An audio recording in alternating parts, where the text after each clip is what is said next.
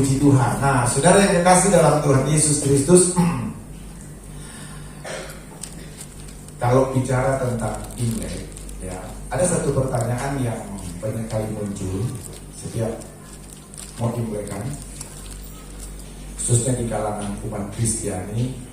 Nah, pertanyaan ini muncul, apakah kita orang Kristen yang dari etnis Tionghoa ini bisa merayakan Imlek? Jadi ya, apakah kita bisa merayakan Imlek yang Chinese Kristen? Nah, ini saudara yang kasih dalam Tuhan, itu sebabnya kita perlu lihat atau tinjau itu dari persepsi Alkitab, ya. Persepsi Alkitab tentang merayakan tahun baru Imlek itu bagaimana? Jadi supaya kita bisa mengerti dan kita paham. Amin. Ya, jangan kita mengandai-andai saja. Ya, dalam sikap mengandai-andai akhirnya kita ambil keputusan, kesimpulan. Tidak boleh. Segala sesuatu itu dasarnya itu adalah firman Tuhan. Yang setuju katakan amin. Ya. Jadi apa kata firman Tuhan, itulah yang kita ikuti. Nah, baik saudara yang kekasih di dalam Tuhan Yesus Kristus, berbicara tentang Imlek, ya. Apakah perayaan Imlek itu berakar dari sebuah agama atau tradisi kebudayaan atau adat tertentu? Nah, ini pertanyaannya. Nah, saudara, apakah perayaan Imlek ini itu berakar dari kebudayaan atau ajaran agama atau tradisi adat istiadat dan suku Tionghoa? Nah, ini yang menjadi pertanyaan. Nah, itu sebabnya saudara yang kasih dalam Tuhan, kita perlu mengenal ini lebih dalam lagi. Nah, secara umum sebenarnya, secara umum berhubungan dengan adat, berhubungan dengan perayaan-perayaan besar, saudara, biasanya selalu dihubungkan dengan keagamaan atau tradisi. Keagamaan atau tradisi. Saya kasih contoh misalnya. Nah, dan kemudian saudara dalam merayakan itu, ya, akhirnya dihubung-hubungkan dengan satu agama atau satu tradisi. Dan keagamaan itu, ajaran keagamaan dan tradisi itu justru itu banyak kali mempengaruhi nilai sebuah perayaan. Saya kasih contoh saudara, misalnya perayaan Natal. Ya, kalau kita lihat perayaan orang kalau merayakan Natal kan sudah mulai ada pohon Natal, iya kan? Ada apa lagi? Kalau merayakan Natal ada salju, ya, ada Sinterklas, ada apa semua. Padahal sebenarnya, nah, apakah pada saat kelahiran Yesus memang ada salju, ada Sinterklas, ada pohon Natal? Nah, padahal sebenarnya justru pada kelahiran Yesus itu nggak ada itu pohon Natal, nggak ada itu salju, nggak ada itu Sinterklas. Karena Yesus tidak lahir justru di bulan Desember.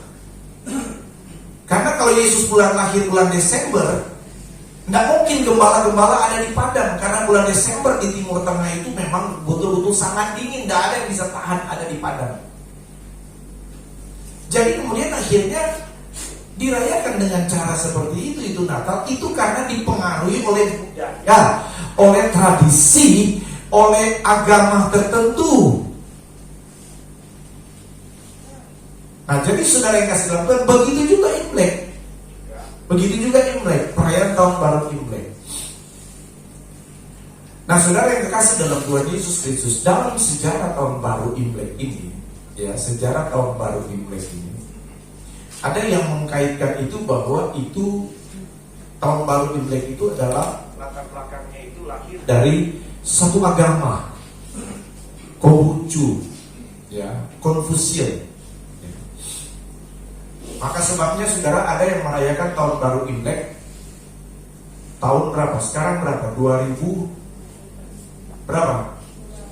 500 berapa ini? Ya, 74. Nah, padahal sebenarnya kalau lihat dari sejarah ini, nah, lihat dari sejarah perayaan tahun baru Imlek itu, ini tahun baru Imlek ini sebenarnya sudah 4000, kira-kira 4000 lebih tahun yang lalu. lahirnya ini, perayaan ini saudara, saya sudah 4.000. Nah yang 2.000 yang menggunakan tahun baru Imlek 2574 ini, itu dari agama Konfusius ya.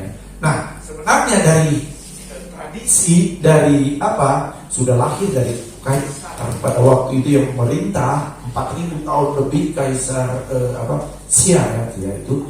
Nah saudara, dan itu lahir dari apa? Ketika dia memerintahkan orang pintar pada waktu itu untuk membuat satu kalender, di mana kalender itu dimulai dari sebuah pergantian musim. Nah saudara, akhirnya berkembang ya, demikian akhirnya terjadi ya saudara yang kasih dalam Tuhan. Kalau kita di kalender Masehi, kita juga mengenal yang namanya zodiak ya, zodiak itu. Nah di kalender Imlek, tahun baru Imlek juga di etnis Tionghoa ini saudara mengenal juga itu Sio ya, Sio. Kalau kita di kalender Masehi itu ada juga 12 zodiak. Nah Tionghoa juga saudara kalender itu mengenal 12 Sio. Hanya bedanya apa saudara? Kalau kita itu ya, itu 12 zodiak itu saudara ya, dihitung dalam 1 tahun. Jadi setiap 1 bulan itu ada hitungan dalam bulan itu, zodiaknya itu dihitung per bulan selama 1 tahun. Kalau orang kalender Imlek, dia juga 12 Sio, tetapi dalam 1 tahun 1 Sio itu. Jadi untuk kemudian bisa 12 Sio itu dia harus 12 tahun. Jadi nanti mau ketemu lagi tahun ke-13. Jadi orang Chinese ini saudara, mereka gampang sekali. Kalau mau cari tahu tahun kelahiran kita itu gampang. Mereka cuma lihat, kamu Sio apa? Oh Sio macan. Kamu Sio apa? Sekarang kelinci kan? Oh pasti lahirnya kira-kira tahun ini. Jadi gampang ya. Nah saudara, sejarah kemudian ini perayaan Imlek ini lahir, itu sebenarnya berawal dari apa? Dari satu keadaan di mana sebelumnya pada waktu itu orang-orang Tiongkok ini saudara, mereka berada di satu musim yang namanya musim dingin. Nah di musim dingin itu mereka tidak bisa bekerja, tidak bisa beraktivitas apa-apa. Bahkan di dalam sejarah musim dingin itu justru banyak orang yang meninggal. Jadi sebenarnya musim dingin pada zaman itu adalah musim yang sangat sulit bagi orang-orang pada waktu itu. Nah kemudian saudara, ketika mau berakhir musim dingin, memasuki musim semi, nah disitulah kemudian ya pada zaman itu kemudian kayak ini menetapkan untuk membuat kalender ya, dan kemudian menetapkan ketika dari musim dingin memasuki musim semi itu awal tahun yang baru, dan kemudian mereka membuat itu sebagai hari raya, sebagai ucapan syukur, sebagai peringatan di mana mereka keluar dari musim dingin masuk musim semi, di mana mereka kembali mulai bisa bercocok tanam, mulai bisa mereka bersuka cita karena mereka mulai berusaha untuk mendapatkan rezeki, mendapatkan berkat. Jadi tahun baru Imlek dalam sejarah ini sebenarnya adalah satu pergantian musim dari musim dingin ke musim semi. Nah baik Bapak Ibu Saudara yang kekasih dalam Tuhan, itu terjadi 4.000 tahun yang lalu. Nah sementara saudara, bagaimana hubungannya perayaan Imlek dengan agama? Di Cina pada waktu itu saudara, ada 3 agama yang sangat dominan. Yang pertama itu Konfusius itu lahir abad ke-6 sebelum Yesus lahir. Abad ke-6 sebelum Yesus lahir, lahirlah ini Konfusius ini ya. Berarti 600 tahun sebelum Yesus lahir. Nah kemudian muncul lagi satu agama yang namanya Tao di Cina sana. Itu abad ke-3 sebelum Yesus lahir. Berarti 300 tahun sebelum Yesus lahir muncul ini agama Tao ini. Nah kemudian yang terakhir yang namanya Buddha, itu lahir pada abad pertama sebelum Yesus ya, tahun-tahun 60-an sebelum Yesus. Satu abad 100 tahun ya. Nah saudara yang kasih dalam Tuhan, nah jadi sebenarnya perayaan Imlek itu sebenarnya tidak identik dengan satu agama. Tetapi kita jangan heran kalau kemudian lahirnya agama mempengaruhi perayaan Imlek itu. Bisa mengerti, amin? Seperti Natal. Sebenarnya di awal kelahiran Yesus tidak ada itu, saudara, pohon Natal, tidak ada itu Sinterklas, tidak ada itu salju, tidak ada itu apa. Cuma karena lahirnya agama Kristen, saudara, ya, akhirnya apa? Terpengaruhlah, ya, di budaya-budaya Eropa khususnya itu perayaan Natal. Akhirnya kita ikut-ikut. Kita pun ikut-ikut pakai pohon Natal, kita pun ikut-ikut pakai lilin, pakai apa, ya, dan lain sebagainya. Nah, tetapi yang utama, saudara, sekali lagi, saudara, ya, yang utama bagaimana kita mendasari sesuatu itu dari kebenaran firman Tuhan. Nah, itu sebabnya mari saya mengajak kita membuka Alkitab Markus 7 ayat 6 sampai 8. Markus 7 ayat 6 sampai 8. Markus pasal 7 ayat 6 sampai 8. Kita akan baca bersama-sama ayat firman Tuhan ini. Markus pasal 7 ayat 6 sampai 8. 2, 3. Jawabnya kepada mereka, benarlah membuat Yesaya tentang kamu, hai orang-orang munafik, sebab ada tertulis, bangsa ini memuliakan aku dengan bibirnya, padahal hatinya jauh daripadaku. Percuma mereka beribadah kepadaku, sedangkan ajaran yang mereka ajarkan ialah perintah manusia. Perintah Allah kamu abaikan untuk berpegang pada adat istiadat manusia. Kemudian dua ayat lagi, Kolose 2 sekaligus aja, Kolose 2 ayat 22 sampai 23. Kolose pasal 2, Kolose. Iya, sudah dapat Kolose 2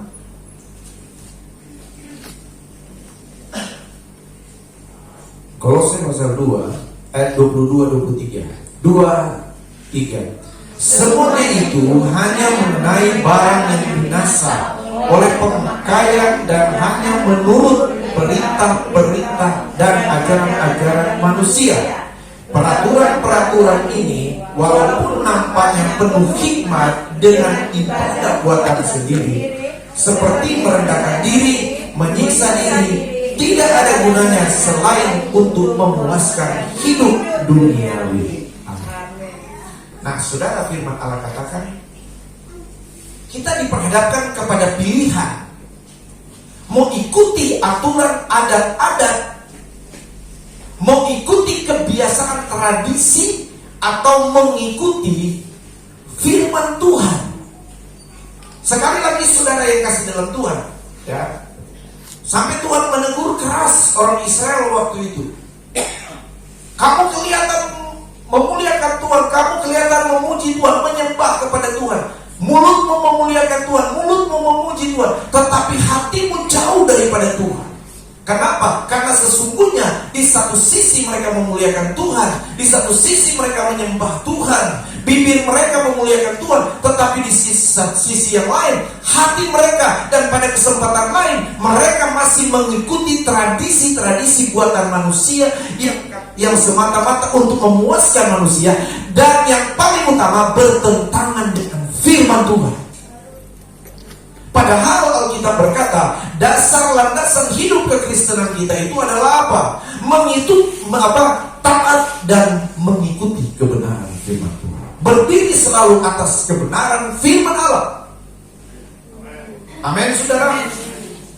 Ada satu hamba Tuhan, dia penginjil, ya.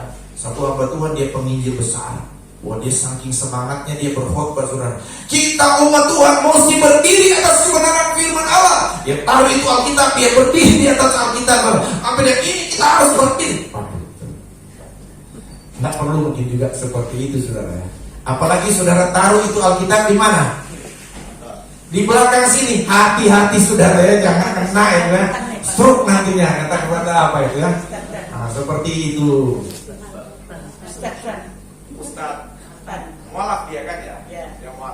saking marah bencinya sama pendeta, sama orang Kristen. Wah, dia tantang itu Tuhan. Nah, tunggu 1 bulan kan dia langsung apa? Nah, saudara yang kasih dalam Tuhan, firman Allah ini adalah dasar dari segala sesuatu yang kita kerjakan dan kita lakukan. Amin. Termasuk dalam hal budaya, adat istiadat, tradisi, kita mesti tetap pegang kepada kebenaran firman Tuhan. Haleluya, puji Tuhan ya.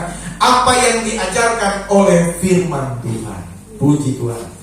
Jadi firman Tuhan itu adalah alat ukur. 1 Timotius 4 ayat 7. Kita baca lagi ayat firman Tuhan ini. 1 Timotius 4 ayat 7. Bacakan ini ya. 2, 3. Tetapi jauhilah tahayul dan dongeng nenek-nenek tua. Latihlah dirimu beribadah. Nah, ini saudara ya. Jadi saudara, prinsipnya sebenarnya ada budaya, adat, istiadat, tradisi yang sebenarnya itu juga tidak bertentangan dengan firman Tuhan. Yang enggak boleh itu adalah apa? Yang berhubungan dengan tahayul atau dongeng-dongeng nenek tua. Kalau nenek ya udah tua ya. Ngopong ya. Nah, baik saudara yang kekasih dalam Tuhan, yang tidak boleh itu adalah yang berhubungan dengan tahayul, atau dalam bahasa lain yang berhubungan dengan mistis-mistis, yang berhubungan dengan kepada penyembahan berhala, yang berhubungan dengan budaya tradisi, yang berhubungan dengan penyembahan berhala. Itu yang tidak boleh, kata firman Tuhan. Oke, baik saudara yang kasih dalam Tuhan ya, karena tidak lama ini firman Tuhan. Oke, ada 3 hal sikap yang kita harus tunjukkan menyikapi perayaan Imlek atau juga perayaan tradisi lainnya ya. Kita lihat di dalam kebenaran firman Tuhan tentunya ya. Nah, ada 3 sikap ya. Yang pertama, sikap yang pertama itu adalah sikap menerima adat atau tradisi yang tidak bertentangan dengan firman Tuhan dan bermanfaat bagi masyarakat. Jadi bagaimana kita menyikapi tentang perayaan tahun baru Imlek?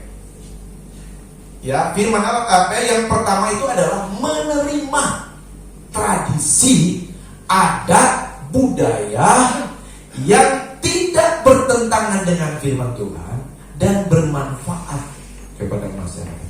Jadi kalau ada perayaan termasuk tahun baru Imlek ini saudara, yang kemudian itu tidak bertentangan dengan firman Tuhan, ada budaya, ada tradisi yang tidak bertentangan dengan firman Tuhan, apalagi itu bermanfaat bagi orang lain, maka itu kita mesti terima.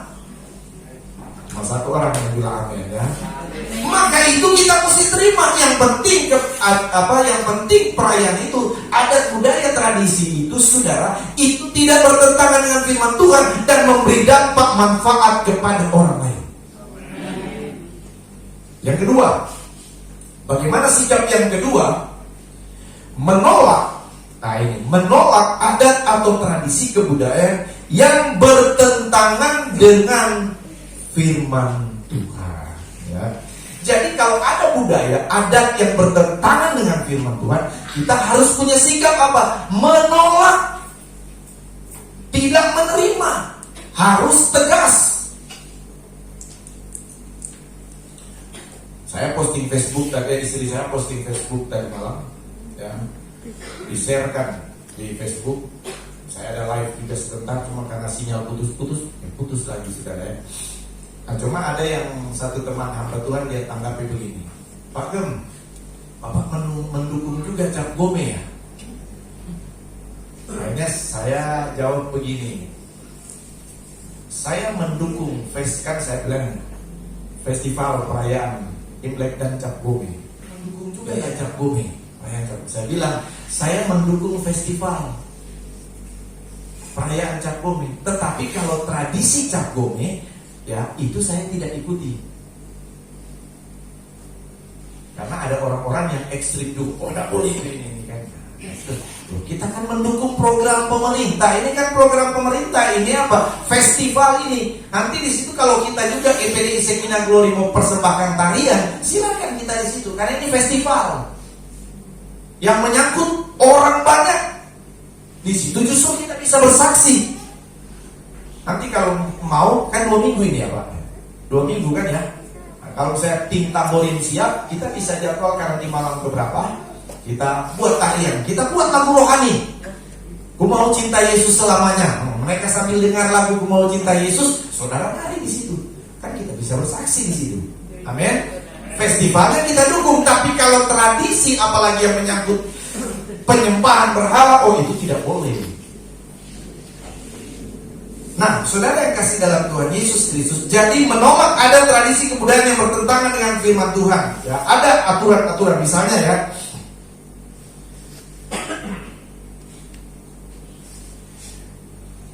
Ini tradisi sih di orang Tionghoa. Nggak boleh tanam pepaya di depan rumah. Oh, kenapa? Karena kalau tanam pepaya nanti berkatnya payah juga katanya. Berkatnya payah nanti. Nggak boleh. Padahal cuma kata payah aja yang mereka kaitkan aja kan. Nah, ada juga yang bilang apa saudara ya?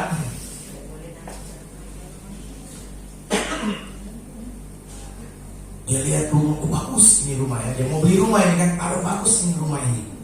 Tapi tetangga bilang, oh nggak boleh ini. Kenapa? Pas tusuk sate ini. Itu bukan cuma Tionghoa, umumnya juga ini kan. Orang juga umumnya punya budaya ini. Kalau beli rumah tusuk sate, nggak boleh, berbahaya katanya. Ya, kan? Bagusnya cari rumah yang tusuk konde. Nah, ini kan tradisi juga ini kan. Nah ini kan tradisi yang nggak sesuai firman Tuhan ini. Nah, kemudian ada lagi yang apa? Jangan buat kolam di dalam rumah. Kenapa? Nanti berkatnya disedot oleh kolam katanya. Nah, ini kan tradisi. Padahal memang Tuhan bilang, berkat kita keluar masuk itu semua ditentukan oleh Tuhan. Bukan kolam yang tentukan. Nah, ini kan, nanti berkatnya masuk kolam katanya, tersedot dan masuk di kolam. Ini contoh tradisi budaya yang tidak sesuai firman Tuhan. Nah, kita jangan percaya. Nah, saudara, kalau saudara sudah beli rumah, posisi rumah saudara ditusuk sate dan saudara tidak sejahtera tinggal di situ, kasih ke saya rumah. Nanti saya yang tinggal di situ. Pasti aman saya tinggal di situ. Amen. Oke. Yang ketiga, nah ini ya, sikap yang ketiga. Pertama menerima, yang kedua menolak. Intinya itu adalah sesuai firman Tuhan atau tidak. Jadi menerima karena sesuai firman Tuhan, menolak karena apa? Bertentangan dengan firman Tuhan. Yang ketiga, sikap yang ketiga yaitu apa? Kita mengubah. Nah ini ya, kita mengubah atau mengkondisikan adat budaya tradisi dengan sebuah nilai baru. Nah, ini. Kita mengubah atau mengkondisikan budaya tradisi dengan sebuah nilai baru, yaitu dengan mengisi atau menghubungkan itu dengan firman Tuhan. Mengisi atau menghubungkan dengan firman Tuhan. Jadi ada sebuah tradisi yang kemudian kita bisa ubah itu dan kita hubungkan dengan firman Tuhan. Saya kasih contoh ya di firman Tuhan. Paulus dia masuk di satu kota di Asia kecil sana, di Athena ya. Dia masuk di kota itu, saudara. Kota yang kota Athena itu Yunani itu kan negara dewa, negara 1000 dewa. Segala sesuatu itu didewakan kalau orang Yunani. Nah waktu Paulus masuk di sana, saudara, dia menemukan di tengah kota itu ada tulisan di salah satu tubus itu, saudara, ada tulisan kepada Allah yang tidak dikenal. Nah rupanya setelah diteliti, diselidiki, saudara, kenapa muncul Allah yang tidak dikenal? Karena rupanya pada zaman Yunani kuno dulu itu, saudara, ya, pernah masyarakat ditimpa dengan sebuah balah. Nah mereka sudah panggil dewa-dewa, semua dewa sudah dipanggil, sudah dipakai sesajen, sudah macam-macam. bala itu saudara, ya bahaya itu enggak keluar-keluar, enggak pergi-pergi. Sampai akhirnya muncul satu penolong. Dan mereka enggak tahu dewa siapa itu, dewa apa itu. Bisa membuat akhirnya apa? Reda itu bala. Akhirnya mereka menggunakan istilah kepada Allah yang tidak dikenal. Nah, itu tradisi di sana waktu itu sampai dibuat monumen. Datanglah Paulus di kota itu. Ketika Paulus sampai di kota itu, dia lihat, oh ini Allah yang tidak dikenal. Nah, ini dia jadikan ini sebagai kesempatan untuk apa? Penginjilan kontekstual. Tugu itu akhirnya dijadikan, oh ini kesempatan untuk apa? Menginjil kepada mereka. Disitulah kemudian saudara, Paulus tampil dan dia saksikan kepada orang-orang di sana bahwa yang dimaksud Allah yang tidak dikenal itu dialah Yesus, dialah Tuhan. Jadi mengubah, mengkondisikan tradisi budaya kemudian dipakai untuk apa? Menyampaikan kebenaran firman Tuhan. Amin saudara. Kesempatan Paulus di situ bersaksi tentang Yesus. Yesuslah yang dimaksud itu. Dialah Allah yang hebat, dialah Allah yang perkasa, dialah Allah yang luar biasa, yang lebih hebat kuasanya dari segala bentuk bala apapun di dunia ini. Seperti adat indah budaya di Indonesia, pemanggilan nama misalnya, pemanggilan nama. Kalau di Sumatera Utara, Tuhan itu disebut apa? Debata. Kalau di tanah Kalimantan, Jubata. Kalau di Sulawesi Utara itu apa? Tete manis. Tete manis. Di Ambon tete manis. Kalau di Sulawesi Utara itu empung atau opok warna atas.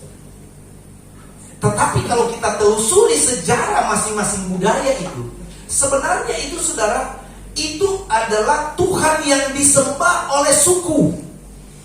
Nama itu sebenarnya adalah nama yang disembah oleh suku-suku ini.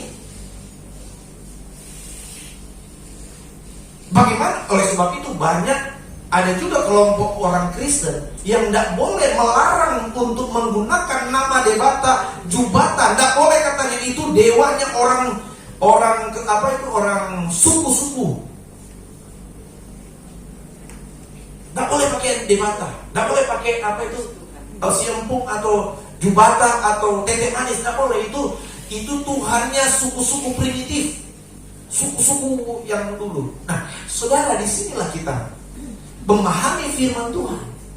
Disinilah kita masuk bahwa yang dimaksud Debata, Jubata, tete manis, dialah Tuhan kita. Amin, saudara. Dialah Tuhan Yesus. Di situ kita bersaksi kepada mereka, karena di suku-suku ini yang mereka tahu itu adalah apa? Tuhan yang paling hebat, kuasa, yang berkuasa itu adalah Tuhan yang mereka sebut itu. Tetapi disinilah momentum yang tepat untuk kita sampaikan bahwa Tuhan yang dimaksud itu adalah Tuhan kita, Yesus Kristus. Amin. Amin. Dan kita memang arahkan menyembah kepada Tuhan. Nah, ini maksudnya sikap yang ketiga itu adalah apa?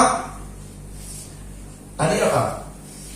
Mengubah atau mengkondisikan dengan nilai baru, ya, dengan mengisi atau menghubungkannya dengan firman Tuhan. Yang setuju dan percaya katakan amin. Nah, saudara yang kekasih di dalam Tuhan Yesus Kristus, ya, 10 menit lagi saudara ya.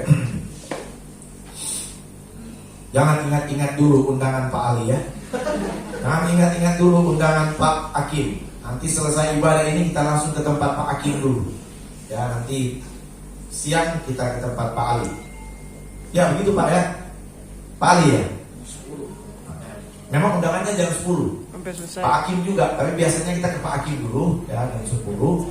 Baru kita ke, terserah saudara lah, saudara bagaimana, yang penting kita hubungan saja ya. Nah, berikut saudara ya, berhubungan dengan kebudayaan adat orang Chinese ya, orang Tionghoa ini ya, dalam hubungannya dengan 3 sikap tadi. Sikap yang pertama apa? Sikap yang pertama apa? Menerima, karena itu sesuai dengan firman Tuhan. Yang kedua apa? Menolak, karena apa? Tidak sesuai firman Tuhan. Yang ketiga apa? Mengubah, ya, mengubah dengan menghubungkan dengan nilai baru, ya, satu new value, nilai baru untuk kesempatan kita menyampaikan tentang kebenaran firman Tuhan.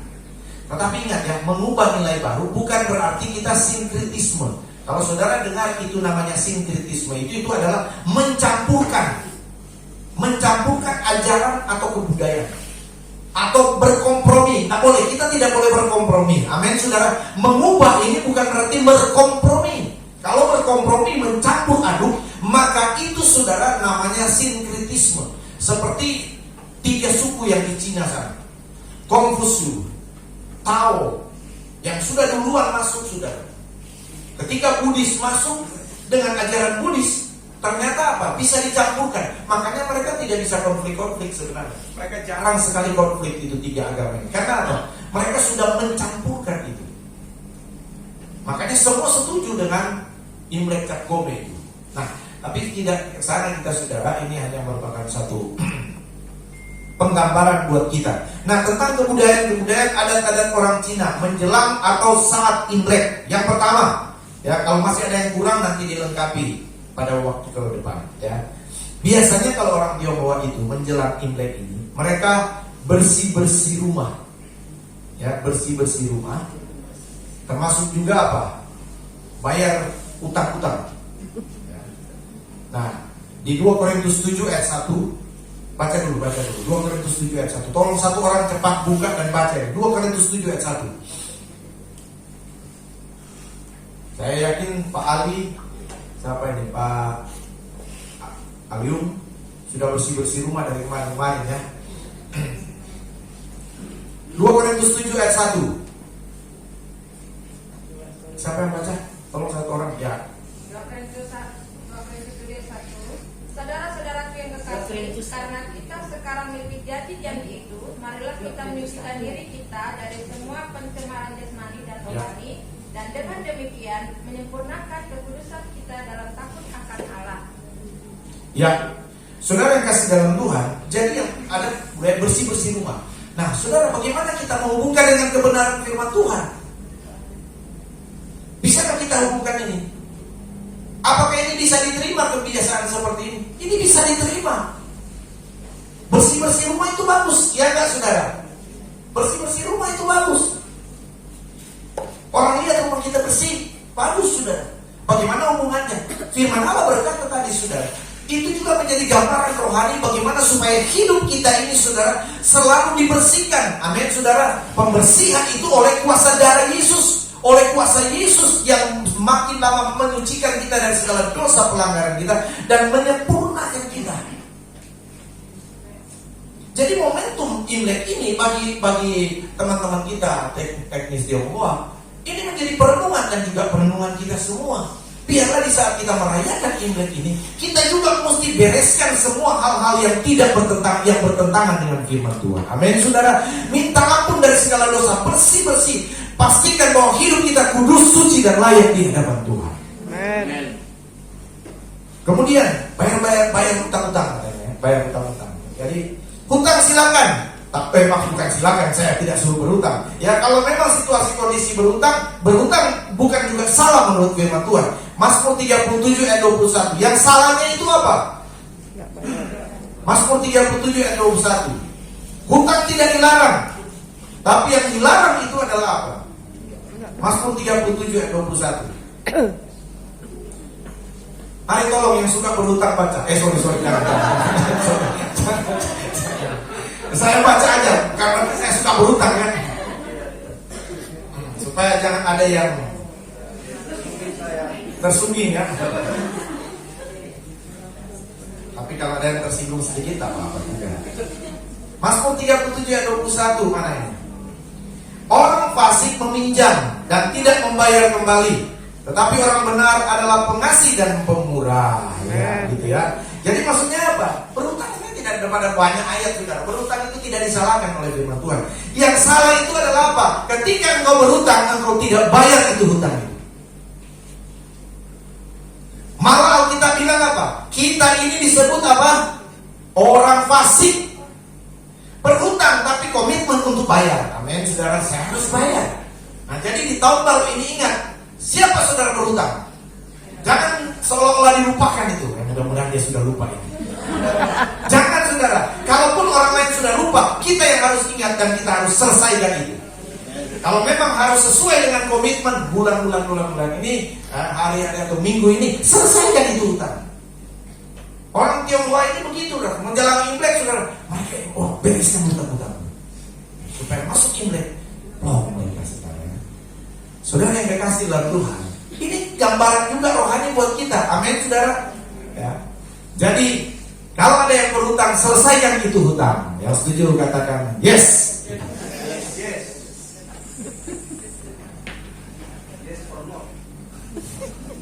Nah, cuma secara pribadi sebagai gembala saya mau pesan sama saudara, di tahun baru 2023 dan tahun baru Imlek ini, saya sedikit menekankan ini. Kalaupun saudara butuh duit dan harus berhutang, pesan saya melarang, tapi bukan sesuatu keharusan, tapi saya sebagai gembala melarang sesama jemaat saling berhutang. Kalau berhutang silakan berhutang di tempat lain. Kalau berhutang ada lembaga keuangan resmi yang bisa saudara pinjam di sana. Tapi kalau sesama jemaat, saya sebagai gembala, saya melarang. Kenapa saudara? Bisa jadi masalah nanti. Bisa nggak datang gereja nanti. Bisa nggak datang ibadah ini. Mungkin awalnya waktu saudara berniat berhutang, saudara punya niat untuk apa? Mengembalikan. Dan saudara tahu saudara bisa. Tetapi karena situasi dan kondisi, ada sesuatu yang sifatnya insiden, ada sesuatu yang sifatnya tidak terpikirkan, akhirnya membuat saudara tidak bisa apa? Tidak bisa tepat waktu membayar hutang. Akhirnya jadi tidak salah enak. Tidak salah enak. Jadi saling tidak enak. Iya kan?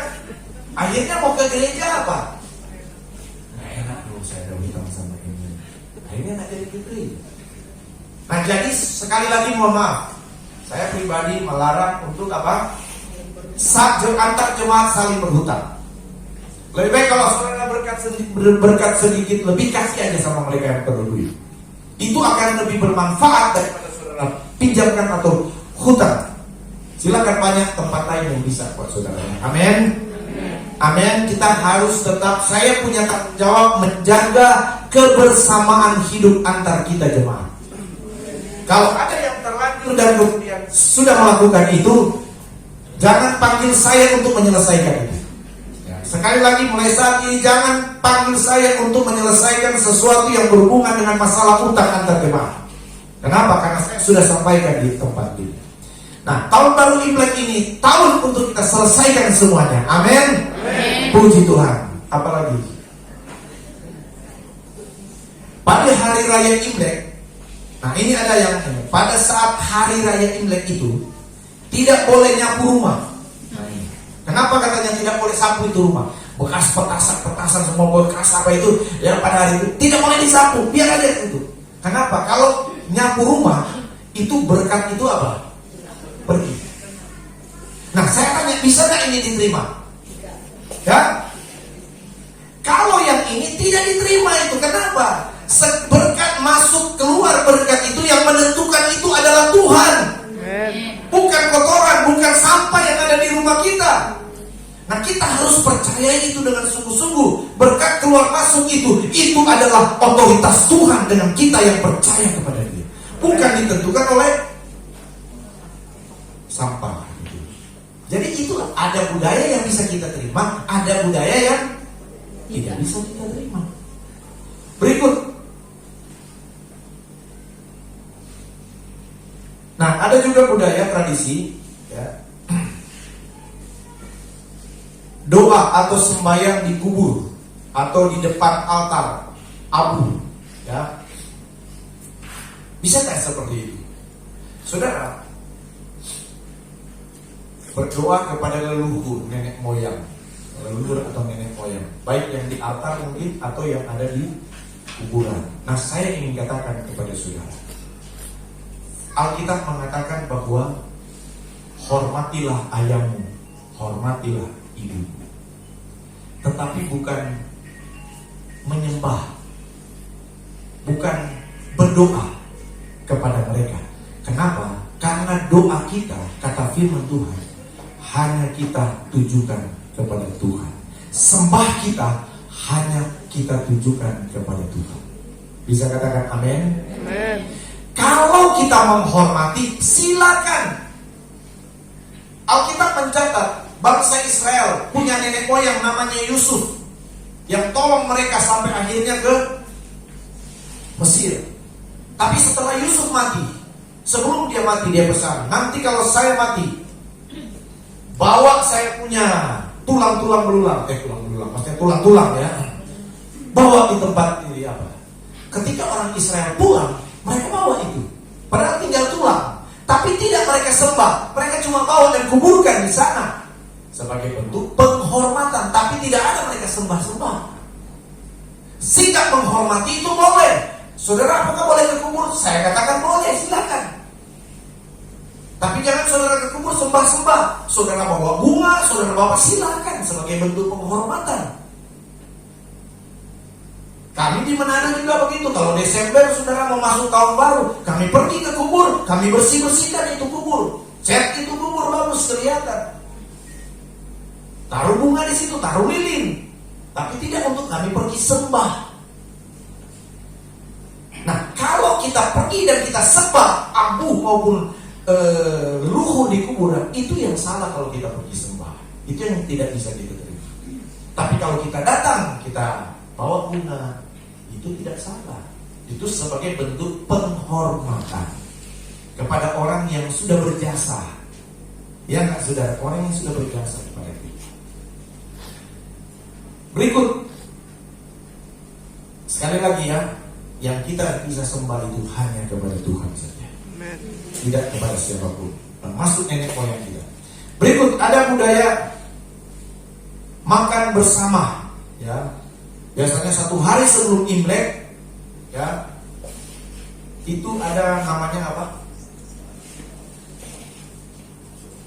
Kociat ya.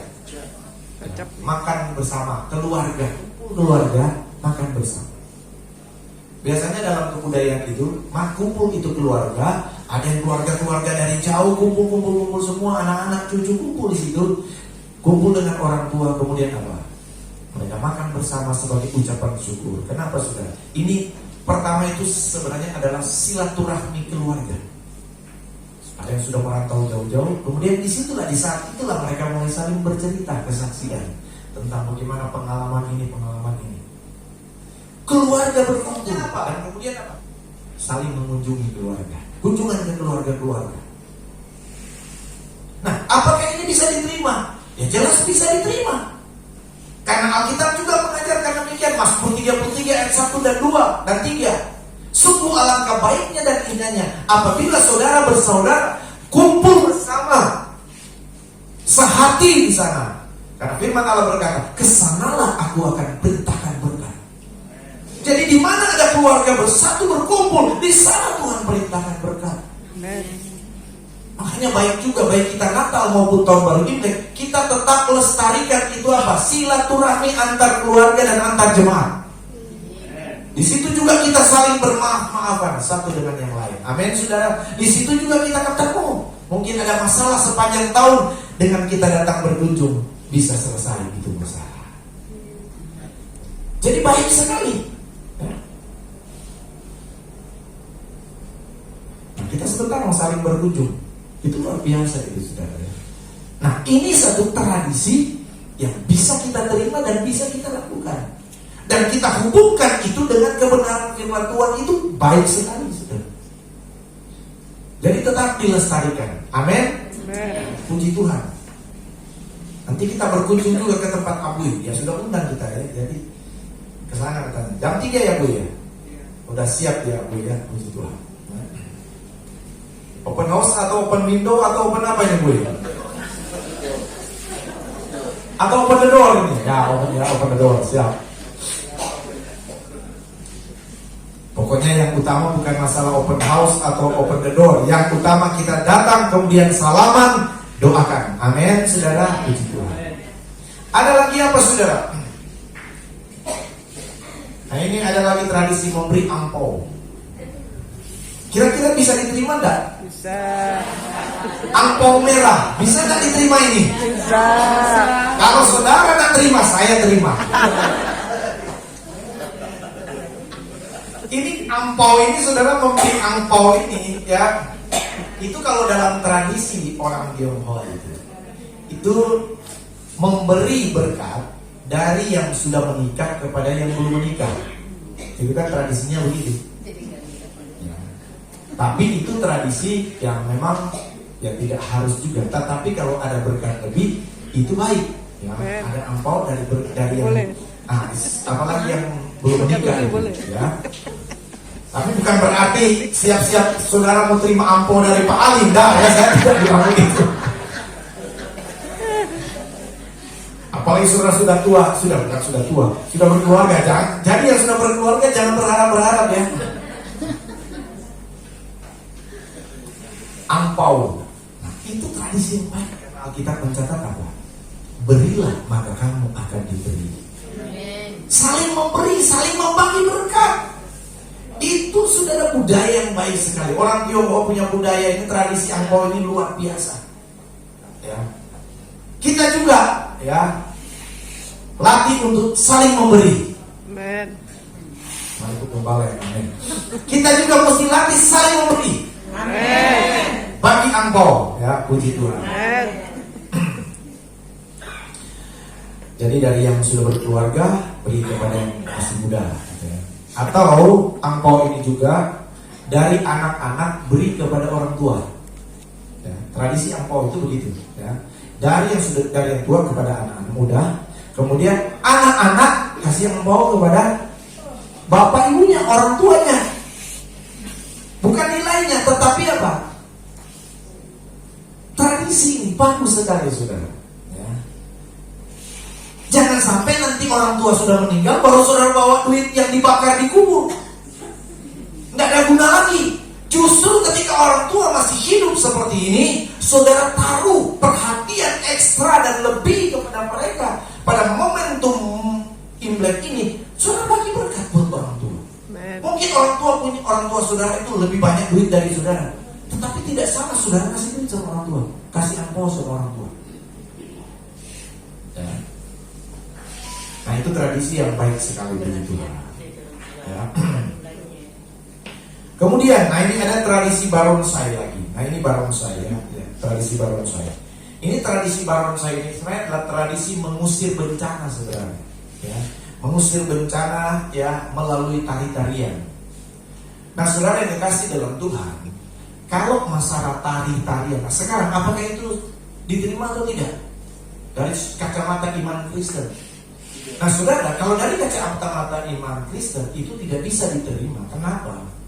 Kalau masalah tariannya itu tidak salah, tetapi barongsai ini sudah merupakan satu ritual untuk mengusir bala, mengusir bencana dengan memanggil roh. Nah itu tidak bisa. Silakan saudara boleh menari, menarilah. Terlebih menari untuk Tuhan. Amin, saudara. Toh banyak tarian-tarian budaya juga kan di antara itu tidak masalah. Tarian Dayak, tarian orang Batak, tarian Aceh, banyak tarian. Asalkan tarian itu saudara tidak berhubungan langsung dengan mistik atau penyembahan berhala. Kalau saudara sekedar menari, silakan menari. Nah, tarian barongsai ini, ya. Itu tarian menolak bala dan lain sebagainya. Ya kalau saudara ketemu lihat ya silakan, kita hargai aja mereka punya budaya. Tapi bukan berarti kita harus ikuti. Ya. Jangan sampai nanti Pak Alium saya lihat dia sudah nari-nari barongsai dengan. Itu barongsai. Nah, ada lagi saudara tradisi warna merah dan petasan. Warna merah dan petasan. Saudara, kalau dari sejarah Imlek, ya sejarah Imlek ini saudara, konon ini, zaman dulu ketika baru mulai dirayakan itu Imlek ini, ribuan tahun yang lalu, ya. Imlek ya, perayaan Imlek ada satu istilah dalam bahasa Mandarin itu saudara, apa ini? Nah sebenarnya salah satu tradisi itu Imlek itu adalah apa? Dia lewat dari ancaman di binatang buas. Lewat dari ancaman binatang buas. Apa itu namanya? Nien apa itu? Apa ya? Binatang buas ya. Jadi pada zaman Tiongkok kuno itu, ya, pada musim dingin itu menjelang pada musim semi, ada satu binatang buas yang suka mengganggu masyarakat. Akhirnya apa, saudara? Ya, dia suka mengganggu sebelum masuk musim semi, suka mengganggu masyarakat. Ini legenda satu apa ya? Nah, saudara yang dikasih dalam Tuhan, kemudian akhirnya muncullah satu orang pintar katanya, satu orang pintar, dan dia memberikan solusi kepada kaisar waktu itu bahwa ada cara untuk mengusir ini binatang buas ini. Yang pertama apa? Binatang buas ini takut warna merah. Akhirnya apa? Dimunculkanlah warna-warna merah. Tujuannya itu apa? Mengusir ini binatang buas ini. Yang kedua, dia bisa diusir dengan suara yang keras. Binatang ini takut dengan suara yang keras. Akhirnya mereka keluarkan itu suara-suara keras. Muncullah petasan ini. Makanya identiklah Imlek Cap Gome dengan apa? Warna merah dan petasan itu bunyi keras supaya pergi. Nah, saudara, ya, memang tradisi ini kan tidak ada kebenaran, tidak ada dasar kebenaran. Itu hanya sebuah cerita legenda yang bahkan mungkin tidak ada bukti setelah itu. Tetapi kalaupun kita tarik itu dari kebenaran firman Tuhan, kita maknai dengan kebenaran firman Tuhan, musuh kita yang terbesar kata kitab Wahyu itu adalah siapa? Setan. Alkitab kitab Wahyu katakan dia adalah si naga, bukan si naga orang Batak ya. Dia si ular naga, ular tua. Dalam bentuk naga katanya. Padahal naga itu sendiri itu adalah binatang legenda Tiongkok. China. Nah, saudara yang kasih Tuhan, untuk mengusir ini apa ini katanya, ini binatang apa ini? Kata Alkitab, hanya ada satu yang bisa mengalahkan setan, si naga tua. Si ular naga, bukan si naga, si ular naga tua. Wahyu dia kata ke-12, yang bisa mengalahkan itu adalah Darah Yesus. darah anak domba. Merah darah anak domba itu. Jadi nggak salah juga kita pakai baju merah. Jadi kalau kita lihat baju merah, jangan saudara ingat naganya. Saudara pakai baju merah, ingatlah darah Yesus yang sudah melepaskan kita dari segala apa? Kutuk dosa. Oleh darah Yesus kita bisa kalahkan kuasa setan, kuasa jahat manapun di dunia. Amin. Amin, saudara. Amin. Amin. Puji Tuhan. Jadi saudara yang dikasih dalam Tuhan Yesus Kristus ya, saudara. Dari berbagai hal yang kita apa ini saudara ya, warna merah lah, apalah semua saudara. Ya, bagaimana kita menyikapi ini? Menyikapilah sesuai kebenaran firman Tuhan. Satu ayat lagi. Dua ayat. Kisah Rasul 4 ayat 19 sampai 20. Kisah Rasul 4 kita. Kisah Rasul 4 ayat 20. Tolong bacakan ini 19 dan 20. Kisah Rasul 4 ayat 19 20.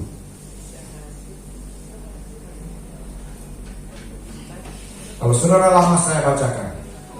Tetapi Petrus dan Yohanes menjawab mereka, silakan kamu putuskan sendiri, manakah yang benar di hadapan Allah, taat kepada kamu atau taat kepada Allah. Sebab tidak mungkin bagi kami untuk tidak berkata-kata tentang apa yang telah kami lihat dan yang telah kami dengar. Sebab tidak mungkin bagi kami untuk tidak berkata-kata tentang apa yang telah kami lihat dan yang telah kami dengar. Haleluya, puji.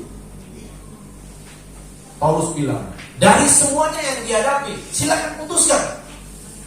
Mau ikuti tradisi tradisi budaya manusia, ajaran nenek moyang manusia yang bertentangan dengan firman Tuhan, atau mengikuti kebenaran firman Tuhan. Pilihan kita hanya satu, apa saudara? Mengikuti taat yang sesuai firman Tuhan. Berhubungan dengan budaya adat istiadat, dengar baik-baik saudara, ada 3 hal tadi. Pertama, menerima, karena itu sesuai dengan firman Tuhan. Yang kedua, menolak karena itu tidak sesuai dengan firman Allah atau bertentangan dengan firman Allah. Yang ketiga, kita mengubah dengan nilai baru. Kita mengubah untuk sesuatu di mana Injil kebenaran atau kebenaran firman Allah bisa diwartakan, diterima oleh masyarakat umumnya. Amin, saudara. Puji Tuhan, Tuhan Yesus memberkati. Kita tundukkan kepala di hadapan Tuhan. Haleluya. Puji Tuhan. Haleluya. Terima kasih Tuhan. Terpujilah nama